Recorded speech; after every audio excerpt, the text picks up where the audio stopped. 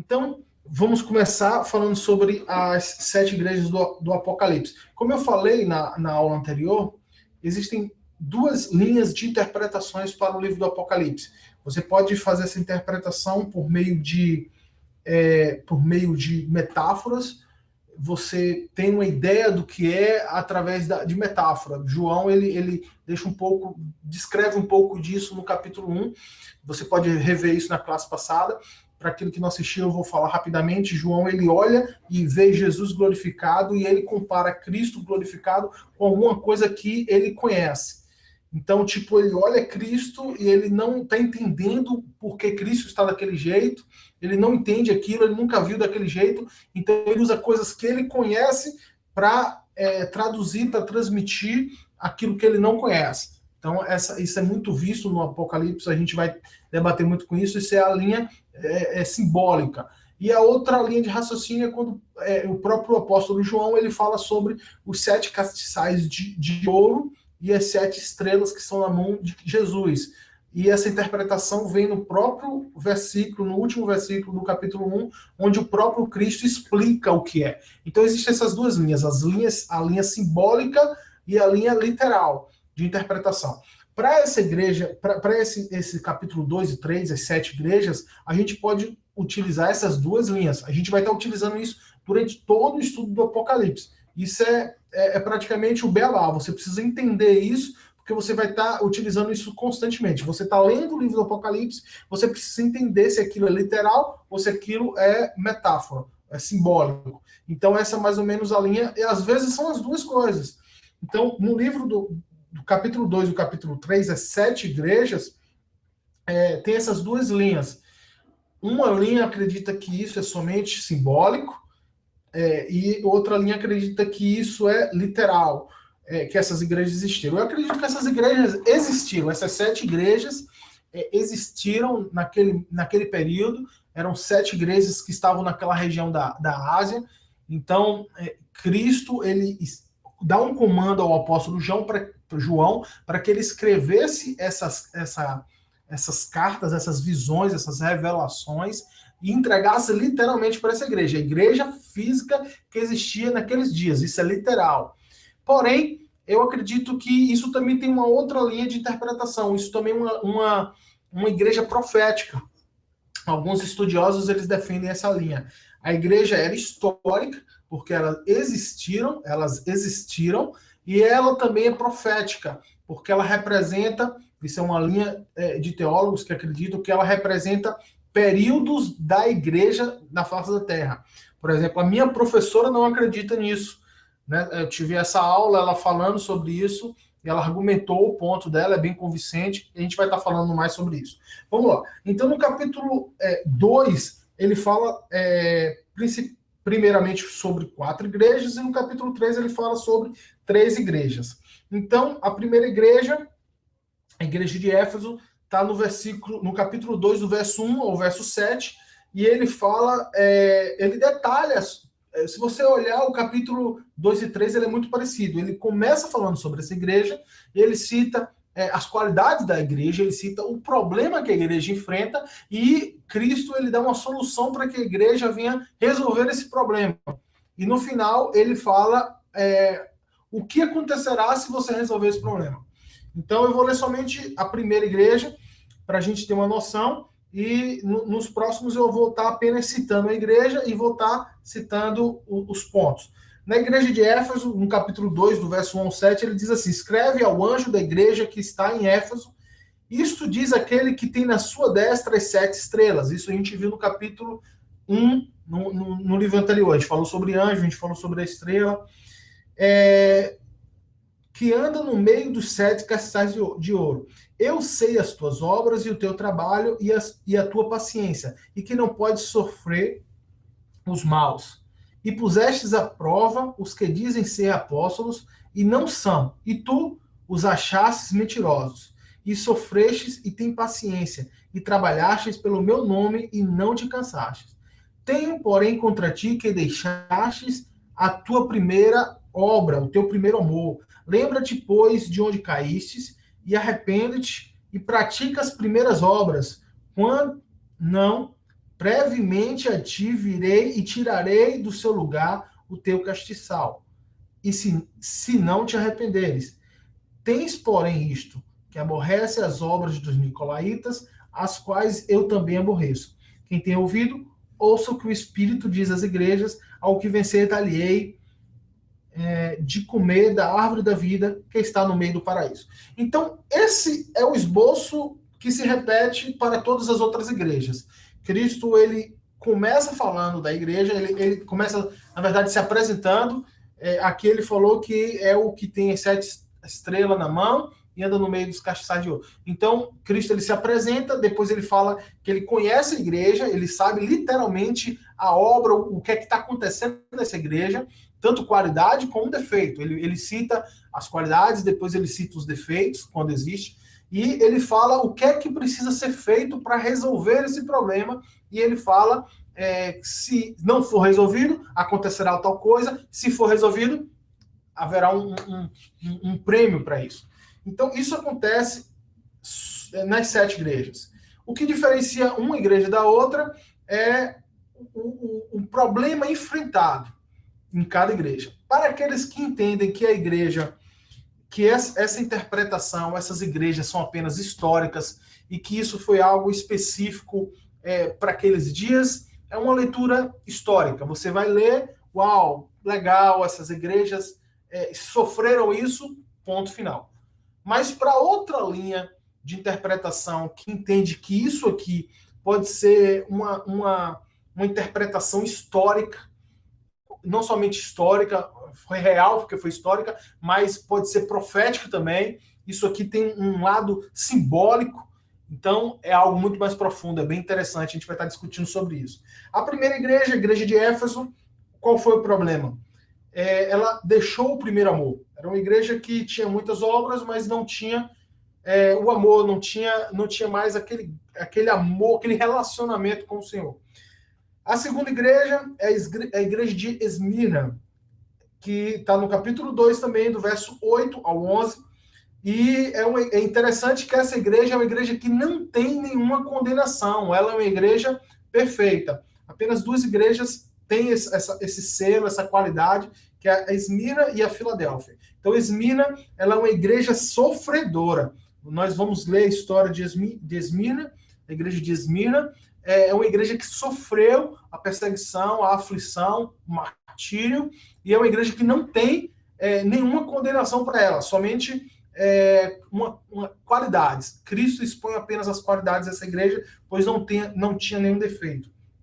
Então, a igreja de Esmirna, a igreja sofredora. A terceira igreja, a igreja de Pérgamo, é uma igreja bem interessante, pois ela é uma igreja onde habita o trono de Satanás. Então, essa igreja é totalmente o inverso da igreja de Esmirna. Ela está descrito no capítulo 2, do verso 12 ao 17, e ele detalha, Cristo fala que é onde habita o trono de Satanás. A igreja de Pérgamo, ele tem algumas boas qualidades, na verdade. A igreja de Éfeso, ela tem as obras e não tem o amor. A igreja de Pérgamo, me parece que tem o amor, mas tem muita iniquidade no meio. Se você for ler a história de Pérgamo, ele bem detalha isso, a questão da corrupção onde habita o trono de Satanás. A quarta igreja é a igreja de Tiatira. Ele fala sobre a igreja adúltera, do verso 18 ao verso 29, é um dos versículos mais longos, onde Cristo expõe a igreja de Tiatira. Para aqueles que têm essa visão apenas histórica, eu estou iniciando apenas com uma visão histórica, e depois eu vou falar um pouco sobre a visão profética. Para aqueles que entendem somente a visão histórica, eles leem e é meio que vazio, isso apenas, é somente uma palavra logos, não existe um rema específico para nós. A igreja de Sardes já está no capítulo 3, é a primeira igreja do capítulo 3, é a quinta igreja, a igreja de Sardes. Sardes é a igreja morta, nós chamamos de igreja hipócrita, porque Cristo ele começa o capítulo 3 falando, tem nomes de que vive, mas está morto. Então era o problema da igreja de Sardes. Igreja de Filadélfia, no capítulo 3, do verso 7 ao 13, é uma igreja como a de Esmirna, ela não tem nenhum tipo de condenação, é uma igreja apenas com qualidade. E a última igreja é a igreja de Laodiceia, que é a igreja morna, a igreja nojenta. Cristo fala que tem nojo dessa igreja ao ponto de vomitar, deseja vomitar essa igreja, está no verso 14 ao 22. Vocês que acreditam que essas igrejas, além de históricas, elas representam o tempo profético, uma igreja profética, nos dias ao longo da igreja? É bem interessante isso. Esses que acreditam nessa teoria, eu acredito também nisso, eles dividem os 2000 anos que nós vivemos desde Cristo até a ascensão aos céus e a implantação da igreja primitiva até os dias de hoje. Ele divide essas 7 igrejas nesses períodos. E se nós formos analisarmos, cada igreja, cada problema que essa igreja enfrenta, cada qualidade que essa igreja tem, realmente são bem convincentes esses pontos. Que a igreja de Éfeso foi a igreja primitiva, a igreja que tinha as boas obras, aquela igreja que começou com os apóstolos e experimentou grandes avivamentos com a conversão de Saulo, e a igreja que estava em Antioquia, o início do evangelho aos gentios. João está escrevendo isso aqui por volta de 90 depois de Cristo, por volta de 40, 50 anos que a igreja já existia, já foi iniciada. Então, essa igreja de Éfeso é o finalzinho da igreja primitiva. É a igreja que tinha um grande amor fervoroso, que é um amor ao ponto de evangelizar daquela forma, e nos últimos dias ela estava vivendo isso. Cristo chega para essa igreja e fala: tenham contra ti apenas uma coisa, que deixaste as primeiras obras, que deixaste o teu primeiro amor. Então, aqueles que acreditam nessa linha profética, acreditam que a igreja de Éfeso ela foi a igreja primitiva. Ao findar a igreja primitiva, nasce a igreja de Esmirna, que é a igreja perseguida. E a história realmente relata isso, que por um tempo a igreja de Cristo, a igreja primitiva, ela avançou, porém com o avanço da igreja romana, do Império Romano, e o Império Romano se fortalecendo e perdendo domínios por causa dos cristãos, eles começam a perseguir de maneira mais intensa os cristãos. A grande perseguição dos cristãos não aconteceu no início. Aconteceu grandes perseguições no início da igreja, principalmente com Saulo, nós conhecemos e podemos ver no livro de Atos. Porém, a grande perseguição que a história da igreja conta foi após esse grande início, principalmente quando a igreja começa a chegar em Roma, existe uma grande perseguição. Nós podemos ver que Pedro, todos os apóstolos eles se tornaram mártires, eles foram mortos pelo evangelho, e Pedro ele foi morto em Roma. Paulo, então, a igreja, eles defendem que a igreja perseguida é essa igreja de Esmirna, que sofreu essa perseguição, a igreja sofredora. A terceira igreja é a igreja de Pérgamo. É quando essa palavra Pérgamo ela é utilizada para falar sobre casamento. Ela fala sobre Pérgamo, vem de papiro, de pergaminho, de papel, onde assinavam os contratos, onde eram feitos casamentos. Então, eles acreditam que Pérgamo é o casamento da igreja com o governo. É no momento onde Constantino, por volta de 300, final de 300, início de 400 pós-Cristo, Constantino ele tem aquela visão da cruz. Constantino ele se converte ao cristianismo, cessa a perseguição aos cristãos e se inicia um novo tempo. A igreja e o governo junto. Na verdade, a história demonstra que Constantino ele realmente se converte ao cristianismo, mas a história não conta em nenhum momento que Constantino ele teve um novo nascimento. Na verdade, Constantino ele implanta todo o ceticismo dentro do cristianismo. Então, por isso, a igreja de Pérgamo, esse casamento é onde habita o trono de Satanás. A igreja de Tiatira, a igreja adúltera, é o momento que a igreja começa a tentar romper com esse casamento pagão, mas ela está totalmente corrompida, ela volta às obras cristãs, porém, ela não deixa o adultério, da imoralidade, da idolatria. Então, aqueles que defendem essa linha, eles dizem que esse período é o período crucial da igreja romana, onde começa a introduzir a Diana dos Efésios, a adoração aos ídolos, e é um período negro na nossa história da igreja romana. Próxima igreja, a igreja de Sardes, ele fala do finalzinho dessa igreja, dá-se a entender que é o finalzinho da igreja romana. Eu vou ler só um pedacinho para vocês terem uma ideia como é interessante. No verso 4 do capítulo 3, ele fala assim: mas também tens em Sardes algumas pessoas que não contaminaram as suas vestes e comigo andarão de branco, porquanto são dignas disso. Interessante porque se nós estudarmos a história do cristianismo, é bem interessante. Eu quero desafiar você a estudar no YouTube, no Wikipedia, na internet. Hoje ele tem diversos recursos para isso, diversas ferramentas. Claro que você precisa filtrar um pouco. Mas se estudarmos a história, nos dias da Igreja Romana, nos dias da Idade Média, existia um grupo anti-Igreja Romana, um grupo de cristãos que preservavam pela verdade. Antes de Lutero existia a pré-reforma. Estude sobre a reforma do cristianismo e você vai ver que existiam, na verdade eu até marquei aqui, é bem interessante, os valdenses. Estude sobre a história dos valdenses. A reforma com Lutero aconteceu em 1500, porém os valdenses eles existiam em 1200. Então, repetindo, aqueles que defendem essa interpretação, essa ideia de que essas 7 igrejas foram igrejas proféticas, eles acreditam que a igreja de Sardes foi o finalzinho da igreja romana, onde o Senhor ele separa alguns que não se contaminaram, os valdenses, e aí vem outros precursores da reforma antes de Lutero. A história já conta, eu não lembro o nome dele, mas 100 anos antes de Lutero aplicar a reforma, um homem ele estava sendo queimado na fogueira, ele era considerado herege pela igreja romana, e ele profetizou sobre Lutero. Bem interessante essa história. Então, houve uma pré-reforma antes da reforma. Isso foi a igreja de Sardes.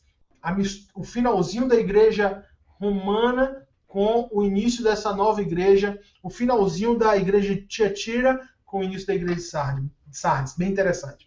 A igreja de Filadélfia, a 6ª igreja, é a igreja fiel. Nós dizemos que essa igreja é a igreja pós-reforma, a igreja que propagou um novo evangelho, o evangelho voltado para a palavra. Nós sabemos que a igreja católica, durante a Idade Média, ela ensinava muita doutrina herege, muitas heresias, a venda de indulgências. Muitos judeus eles foram mortos por causa da igreja católica nesse período, um período negro da nossa história, que fazemos parte disso também, somos cristãos. Porém, com o rompimento com Roma, com a igreja romana, nasce um novo movimento. Com o decorrer desse novo movimento, os cristãos eles se voltam para a palavra de forma genuína mesmo, as escrituras. A tradução da Bíblia ela é feita em diversos idiomas, o inglês, o alemão, o próprio latim. Antigamente a igreja só tinha a Bíblia no original, no grego e no hebraico, e depois eles passavam para o latim, somente os padres poderiam ler a Bíblia, mas depois com o movimento pós-reforma, isso é aberto a todos começam a ter acesso à palavra, à verdade. Isso nasce a igreja fiel, a igreja de Filadélfia, a igreja que implanta as missões, a igreja que leva o evangelho da palavra, o retorno da palavra, a igreja fiel. E a última igreja, que é a igreja de Laodiceia, que é a igreja que não é quente e que não é fria, né? Eu costumo dizer que depois de um grande avivamento, você é queimado pelo fogo. A tendência é que, se você não mantém essa tocha, esse fogo, a tendência é que esse fogo venha esfriar e você se torne uma pessoa morna. Então essa é a igreja de Laodiceia. é a igreja rica, é uma igreja que tem grandes templos, é uma igreja que tem ar-condicionado, colchões, cadeiras acolchoadas, é a igreja que tem a mídia para pregar o evangelho, muito dinheiro, e uma igreja que está morna. É uma igreja que Cristo está à porta e bate. É isso. É a igreja, eu acredito que é a igreja que nós vivemos hoje. Hoje nós vivemos a igreja de Laodiceia. E aí, para finalizar, aqueles que não acreditam que essas 7 igrejas são fases, momentos da igreja na face da terra, eles têm um argumento bem convincente, bem interessante. Hoje vivemos a igreja de Laodiceia, muitos dizem que sim, porém existe uma igreja no Oriente Médio que está sendo a igreja de Esmirna, a igreja perseguida. Na China existe a igreja subterrânea. Eu recentemente ouvi aqui o relato de alguns irmãos falando sobre uma nova igreja que nasce na Jordânia, igreja em Israel. Judeus ortodoxos estão se convertendo ao cristianismo. Assim como Saulo se converteu por meio de uma visão, Saulo ele caiu do cavalo, ele viu o Cristo. Eu ouvi testemunhos de irmãos judeus ortodoxos que estão se convertendo ao cristianismo através dessas experiências sobrenaturais. Muitos muçulmanos estão se convertendo ao verdadeiro, à verdade da palavra. Eles estão se tornando cristãos, e quando o muçulmano ele se converte, ele é perseguido. Então, como nós podemos dizer que nós vivemos a igreja de Laodiceia, sendo que existem alguns irmãos que estão vivendo a igreja perseguida, a igreja de Esmirna? Então, assim, existe esse debate. Minha proposta é essa, debater com os irmãos, entender um pouco do que você pensa e compartilhar. Eu entendo que essas igrejas são igrejas proféticas, que hoje nós vivemos a igreja de Laodiceia, porém, eu acredito que pode existir outros tipos de igrejas no meio de todo o mundo, no meio dos 2 bilhões de cristãos no mundo. Eu acredito que pode existir dessa forma, porque quando nós entendemos que essa visão é uma visão profética e que nós vivemos a igreja de Laodiceia, eu entendo que a maioria dos cristãos, na atualidade, eles estão como a igreja de Laodiceia, eles estão mornos.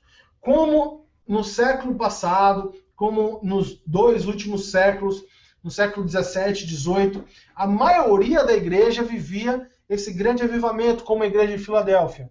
Porém, também existia a igreja perseguida. Então, sempre vão existir ramificações dessas igrejas espalhadas no mundo. Porém, a grande maioria representa a igreja atual. Então, eu acredito que nós estamos vivendo atualmente a igreja de Laodiceia.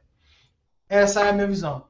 Uma outra interpretação para esse texto, nós podemos aplicar cada igreja para uma fase cristã.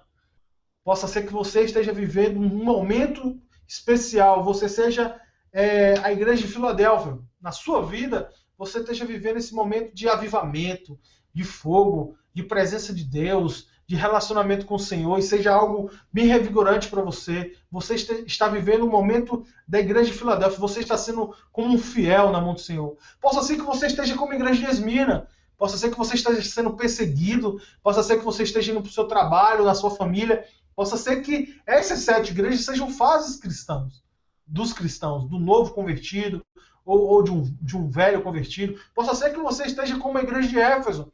Você viveu um momento maravilhoso na sua nova conversão, naquele início, no batismo, nas águas, mas agora você está meio desanimado, você está ainda na igreja, mas você não tem aquele relacionamento, você perdeu o primeiro amor. Então, eu entendo também que essas 7 igrejas podem ser fases de um cristão. Possa ser que você esteja como a igreja de Sardes, você tem a aparência de que vive, mas no fundo você está morto. Você é apenas um hipócrita. Você está indo para a igreja, mas todos olham para você e pensam que você está bem, mas no fundo você não está bem. Então o que é que você precisa fazer? Você precisa se voltar para esse texto, ler o que o Senhor está falando para essa igreja, consertar Por exemplo, a igreja de Éfeso, Cristo chega para essa igreja e fala assim: lembra-te, pois, onde caíste, e arrepende-te.